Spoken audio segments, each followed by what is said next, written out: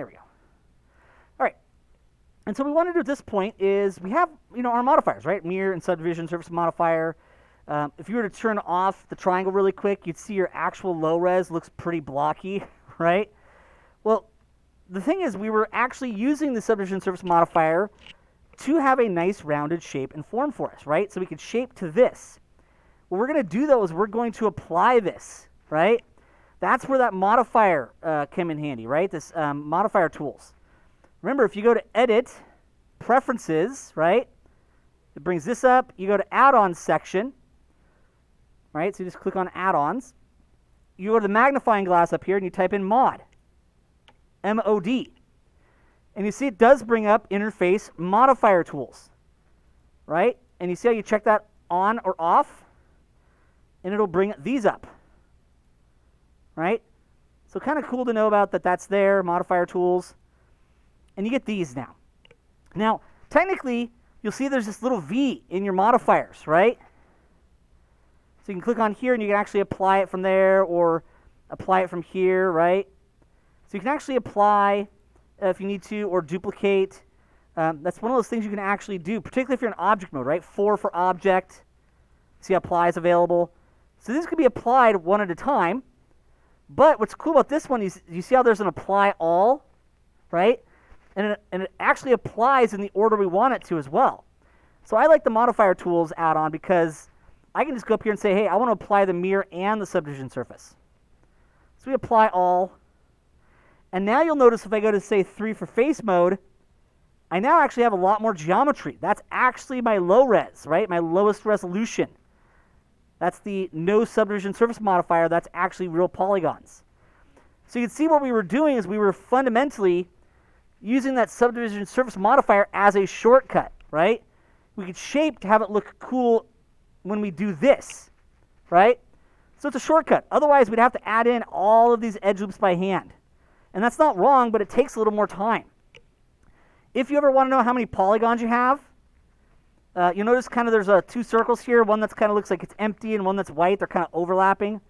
If you click on the V for that, you'll see there's something called statistics.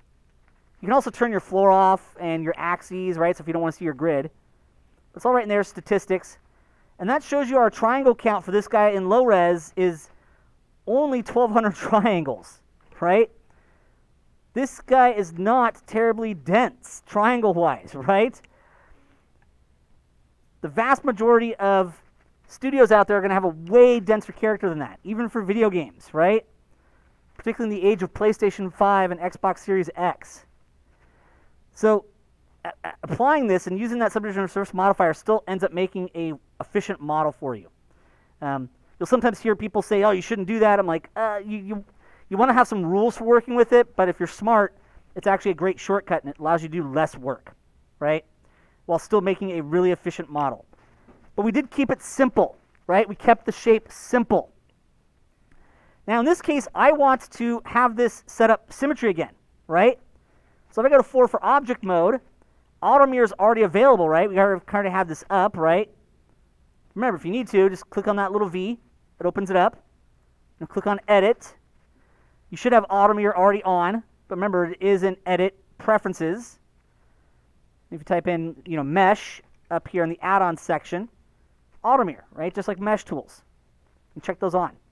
And I'm going to hit auto mirror again, and automatically it cuts it in half, right? And turns symmetry back on, right? It's applied that mirror modifier again for us. And I like having toggle edit and editable, so it's kind of got all these on, clippings already on.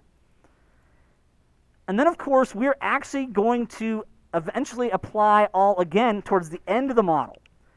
So I'm going to go to 4 for object mode, add modifier, and I'm going to go to subdivision surface modifier again. Remember, if you're working on a much smaller monitor, you might not see all of these available, so there should be like a little triangle down here at the bottom, right? If you put your cursor over that, it'll kind of auto-scroll down, and you'll eventually see subdivision surface. So I can apply that, and then you always turn the triangle on. Now in this case, the shade smooth was already applied earlier, but if you haven't done it yet, right-click shade smooth. But now I can go to 3 for face mode, and now you see how we have a lower res that will look better. But we also now have a lot more to shape with, right? So I could easily come in here and go to 2 for edges. And I can start to bring these up a bit, right? And some of these down to kind of maybe shape a little bit more of the clavicle. We can start to bring these out a little bit more to shape the pectoral, right? So you see how you can kind of round off some of this shape? I could bring this edge up and in and maybe this one down a little bit to kind of develop the kind of armpit form more. And you see how all of a sudden we can start to get our pectorals looking better here, more developed. So remember, you can just come in here and tweak to actually get more shape development out of some of this. If you want, you can kind of a little more development of kind of the crotch there. But easily you can start to add in some of this new form and new detail that's actually quite cool, right? So one of the things that we want to do then, after we've applied that, we've got all this new geometry, is we can go in and we can shape more, right? You really want to make sure, though, before you do this, that your arms on, your legs on, your head's on correctly with that second extrusion for the jawline, and that you've got that shoulder loop in, right? So you really want to wait until you've added all those components we've done before in the previous videos for this, right? And also generally try to make sure your shape's pretty decent as well, right? So now what I could do is I could come down to kind of the foot area here. And if we want to, we could, of course, do more shaping, right? Like, remember, if you double left click, right? So if you double left click, it selects an edge loop in edge mode, right? 2 for edge mode. Double left click. I could turn on R for scale. I could scale in a little bit on the green axis. I could double left click on this edge below it, scale out a little bit on the red, and you see we can kind of start to get a bit of that calf. We can even, double left click on that edge loop, middle mouse button to do uniform scale. Right? And we can start to get a little more development on that. And of course, I'll do some more shaping for you guys later on as well. Remember, Q will take us back to that tweak tool. And remember, Q toggles through it, right? And so I could easily come in here and I could just kind of start to bring some of these polygons or edges in, right? So see how these ones come in a little bit? These ones kind of come out a little bit, maybe down. You see how we can kind of start to get a little bit of kind of basically the butt shape, right? If you want, you can kind of round off your hips a little bit more here. So you now have enough geometry that you can really start to do some cooler stuff here, right? Now, what I want to do is I want to start to extrude the foot off of this. Now, one of the little tricks I'll do is I'll go to 3 for face mode. Remember, Q could toggle me through to circle select, and I can just kind of select those 4. Now, Mesh Tools doesn't have this, but if you did turn your Loop Tools on, right? And remember, this is Edit, Preferences, Add-ons, Mesh. Loop Tools is there too, right? So it's kind of a little below. Check on Loop Tools. And you see, if you open up Loop Tools, there's something called Flatten. And this could be a great way to kind of just flatten out some shapes a little bit, right? Of course, if I just turn Scale on and I scale down on the blue, right, the Z, that'll flatten it as well. But there's actually a flatten tool in Loop Tools if you want to use it. But I tend to like to use it to just straighten this shape up a little bit down here and make the foot a little more flat there. Maybe rotate it just a little bit. Remember E for rotate? Maybe go to 2 for edge mode and just kind of rotate that a little bit. Oh, rotate that one a little bit. So you can always kind of make minor adjustments to shape as you go. I'm going to hit Q to toggle myself back to the tweak tool, right? Remember, you can assign quick keys to that, though. I actually have my mouse buttons assigned to it, but I'm trying to make sure you guys know the defaults since you don't have quick keys for it yet. And now what we want to do is we want to extrude out our foot. So I'm going to hit 3 for face. I'm going to select those 2 faces, right? Left click, shift left click. Just those 2. And you'll notice it's kind of the ones above these 3 stars, right? See how there's a vertex here with 3 edges coming out of it? And there's a vertex here with 3 edges coming out of it. So we select the faces that are above that, right? That are actually kind of this direction. It shouldn't be the bottom 4. And we can extrude, right? Good old extrude tool, Control E. E for elevator, E for elephant, E for extrude, Control E. Now remember, middle mouse button will automatically do view extrude. So if you hold down middle mouse button and drag, you can just view extrude that out. W for move, middle mouse button, do a little bit of view move. And then what we could do is I like to extrude the sides and back to give me access to 4 more toes. This guy's going to be more stylized, so we're not really going to put a 5th toe in here, but if you really wanted 5 toes, Alt-C to put a loop cut up the body, right? This will actually give you 3 toes here now, and then these extrusions I'm about to do will give you 5. We're going to skip that step. We don't need it, but if you want to have 5 toes, you can absolutely just put a loop cut right at the center here. Or, inversely, just select that edge loop here and bevel it, right? There's a couple of different ways, just as long as you get an extra edge loop through here. But what I want to do is I want to select these sides. And remember, you can always select a face and then go a couple over, shift left click.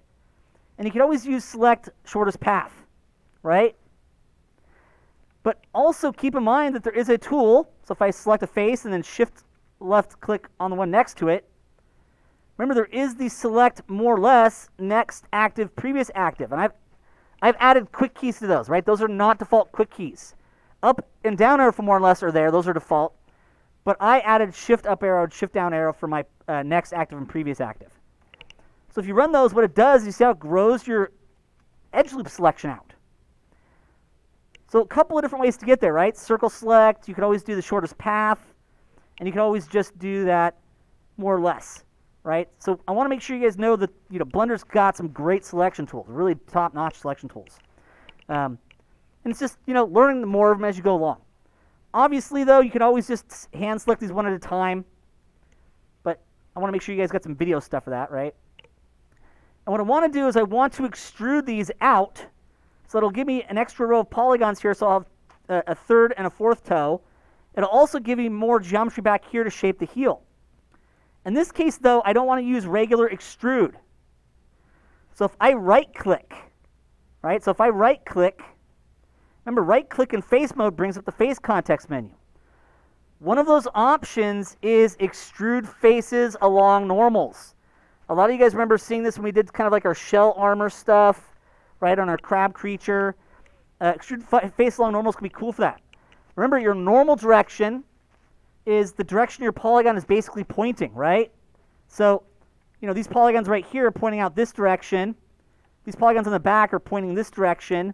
And these ones are pointing that direction, right? It's basically the direction it's pointing, right? Or facing. Pardon the pun, right? So right-click, extrude faces along normals. And you just drag up or down. And you see how what it does is it extrudes, but it moves them all out along their normal direction. You see how you've got a little bit of a heel now? And you've got 4 toes here now, right? So this is a cool little trick to kind of allow you to get some better,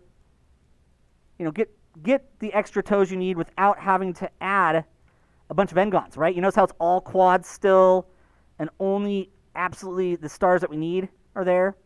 So this is a great, effective, simple way to get the extra toes you need and extra geometry you need for heels, right? Just extrude. Simple, right? And then, of course, when you want to start to make your toes, go to 3 for face mode. Now, depending on the kind of toe you want to make, right? If you want to make 3 toes, you could extrude out 3 and leave a space. If you want to do a mega toe, right, a really fat, huge toe, you can do 2, right? So I can select 2 faces there and extrude, middle mouse button. And then, of course, I can switch to that one, extrude. And you see how I'm starting to get my toes? Of course, I can hit Q to go back to tweak tools, so I can tweak the shape a little bit more here. I could go to 2 for edge mode, right? So I could easily kind of bring some of these edges up a bit more to shape it a little better. Double left click, select an edge loop. W for move, right? Bring that up a little bit. Bring that one up a little bit. Maybe Q back to selection tool again. You see, you kind of tweak those shapes a bit. There we go. And you have toes now. Like I said, that's kind of mega toe, right? But as you shape and adjust it, you can get it to actually flow pretty well. And obviously we could add extra loops to them to develop them more, but I don't think we're going to do that today quite yet. But now you can see how with all quads and only these stars that are absolutely necessary, right? See how just the 5 stars there, which are you're always going to have on a foot, and maybe some 3 stars at the heel and at the tips of the toes, some 5 stars where the toes come out. So you still have a quite efficient, well edge looped kind of foot structure, right? But remember, your actual foot and the toes are appendages, so we extruded them out, right? We extruded the foot, then we extruded along the sides, and then that gave us enough that we could extrude more toes out. Like I said, if you want a 5th toe, right, just loop cut up the center, one of the center ones, and now you see how you could have a total of 5, right? 1, 2, 3, 4, 5. In this case, like I said, we're going to keep ours a little more stylized. And we did kind of do a mega toe. You didn't have to, right? You could do 4 toes if you want to. But I figured that would be a good kind of little neat option for you guys to see and have available. All right. So I think that'll be a great place to stop.